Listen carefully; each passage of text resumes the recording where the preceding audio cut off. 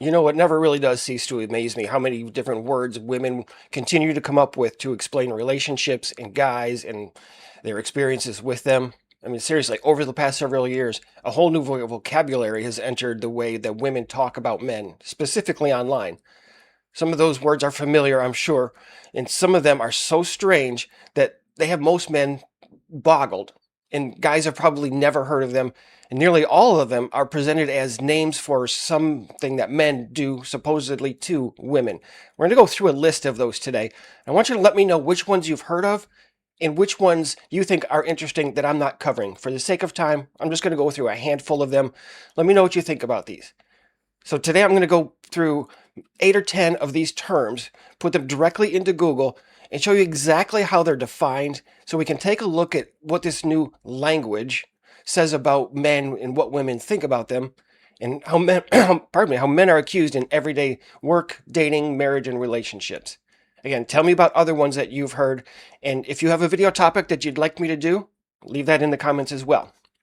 Let's go ahead and take a look, starting with weaponized or strategic incompetence. I've got Google up here, by the way, to see what it has to say, is a manipulation tactic where someone intentionally performs a task poorly or pretends to be incapable of doing it. Who's more likely to do that, guys? Who's more manipulative that way? And if you are asked to do something and you don't know how to do it, and maybe you do it poorly, but not intentionally, who's to decide that it was intentional other than her imagination? They've got excuses for everything. It's hilarious. So these would include, as you can imagine, housework. Or you could do it at the workplace as well, pretending not to understand a software program so a colleague prepares the report for you. How many guys are out there doing this? By the way, I did look briefly at each of these before turning my camera on. They're all framed almost entirely, I won't say entirely, but nearly entirely from the perspective of what women would say, obviously, right? Or from what they would say is their experience. And of course, how it impacts relationships, right? They've got to tell us that. When repeated and consistent, this behavior shifts the invisible labor, there we go again, domestic labor, invisible labor, and physical workload onto one person. So it creates an unfair dynamic that drains the competent partner, often breeding deep resentment, distrust, and emotional exhaustion. And isn't that just what we hear from women every day? Anyway, let me know what you think about that one. Let's move on to the next. Actually, weaponized helplessness is on my list. That's going to be just pretty much the same thing. Let's look at, and I do want to talk about this real quick. This one I know that you've all heard of in some capacity or another. And this isn't a new term or anything like that, but I did want to put this on the list. Any type of attachment. I wanted this one on the list because it is so tossed around. Everyone's talking about attachment. If you're familiar with Adam Lane Smith, you know that his entire channel now for years has been all about attachment, attachment theory, attachment this, attachment that, attachment for breakfast and before you go to bed at night. Everybody thinks that they're an expert on it, and they have heard it so many times in so many different ways that's really the only way that women, a lot of women, know how to explain anything is through what they believe they know about attachment. So I'm not going to do a whole lot of discussion on this one, but I did want to include that because it is 100% entirely in women's dating vernacular. I know that you've heard about this one. Let's have a look at mansplaining. I am going to get to a couple of them here that you probably have not heard of before.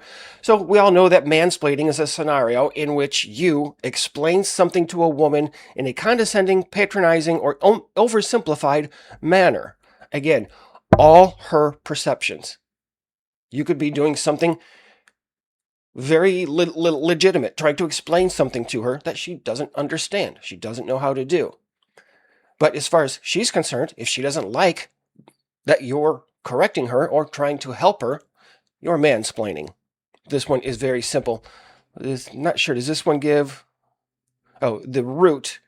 While the word's exact origin is unclear, the concept gained global attention after American writer Rebecca, who I don't know who this woman is, of course, in 2008, in an essay, Men Explain Things to Me. Apparently, this is an entire clinical condition of sorts. I don't know. Let's move on to the next one. This one actually was a new term to me. I hadn't heard the term before, but the concept, of course. Manterrupting. The unnecessary or disproportionate interruption of women by men in a professional and social setting, right?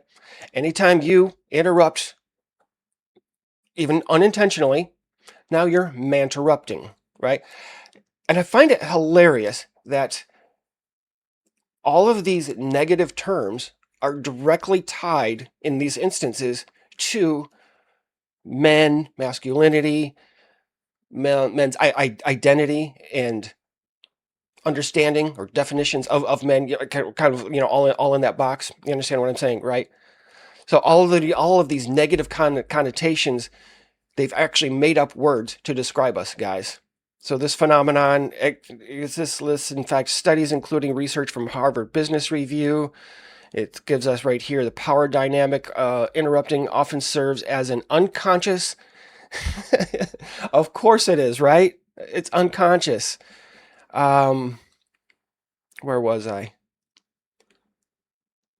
Oh, unconscious display of dominance signaling. So anytime that you interrupt, could be a total mistake. I mean, you didn't realize you were doing it at all. It's still unconscious or subconscious, and it's a power move. It is dominance and signaling that you are more important than somebody else, right? As opposed to just plain old interrupting, which is some people just do that a lot. And yeah, they're very, very freaking annoying. But apparently, it's a man thing. Let's move on to the next one. This one I had not heard before. Let me know if you have.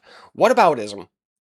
Again, only women could come up with terms like this. So, whataboutism is a rhetorical tactic and logical fallacy where a person responds to an accusation or difficult question by deflecting it with a counter accusation or by raising a different issue rather than directly addressing the original claim. Now, this doesn't have right here in what we're looking at from the Google machine really specific gender overtones to it, but it is becoming more and more, I believe, in women's dating vernacular, the whataboutism, right? So now anytime you're trying to explain counterfacts, something like that, it's whataboutism, what about this, what about that? It's a deflection is what they're saying. So now you're no longer allowed to disagree with women either. I've got a few others in here. I know that you've all heard of this. Many of you, most of you have heard of love bombing. Again, this is one that actually really pisses me off. I had a woman tell me that I was love bombing her. She loved all of the attention, the small gifts here and there that I would get her randomly. She loved all that stuff until somebody told her, hey, that's love bombing. And then she got this fucking idea inside her head, and all of a sudden it was wrong. It was just amazing to me. Love bombing, as many of you know, a psychological manipulation tactic where one person overwhelms a new partner with extreme affection, gifts, praise, and attention to gain emotional control. So they want us to show up. They want us to buy things, buy dinner, send them the Uber, get them flowers, I don't know, chocolates, candies. But when you do that, you're love bombing. It's a catch-22. And now hopefully a lot of you guys are understanding. Many of you I know already know, but hopefully a lot of you are understanding. There's just no winning in any of these situations at all. It's fruitless. So I'm not going to spend much time on that. Let's just do a couple more. This one doesn't surprise me. I hadn't necessarily heard it before, but parentification. A family dynamic where role reversal occurs, forcing a child to take care of an adult-like responsibility for their household or family's well-being. This one they're using in the context of women having to play the parenting role to us guys because we don't know how to take care of ourselves, right? So the parentification of the relationship in which we're the child, of course, and they're the adult having to take on the responsibilities and the overall well-being of the relationship itself.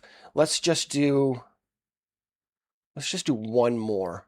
This one, Again, this is a shaming tactic. I hadn't heard of this one before, but again, I was not surprised when I came across this one. Patriarchal bargain. This is a survival and coping strategy where women now, make concessions to or comply with oppressive gender norms in order to maximize their security, status, and autonomy with a male-dominated system.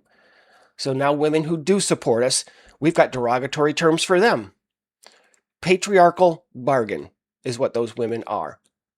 They left the female camp, they left the feminist camp, and now they're coming up with a survival and coping strategy simply because they don't bash on men like most women do. So as I mentioned, let me know others, and if you want me to do one of these videos again once in a while. I thought that this one was just a little bit more lighthearted, not so deep in the dive, the data research that I typically do. Let me know what comments or what statements, what word, lexicon, jargon, whatever you've heard out there. And again, as I mentioned, if you have any topics you'd like me to cover, send me an email, give me a comment here in this video. Take care out there, guys. I'll see you soon.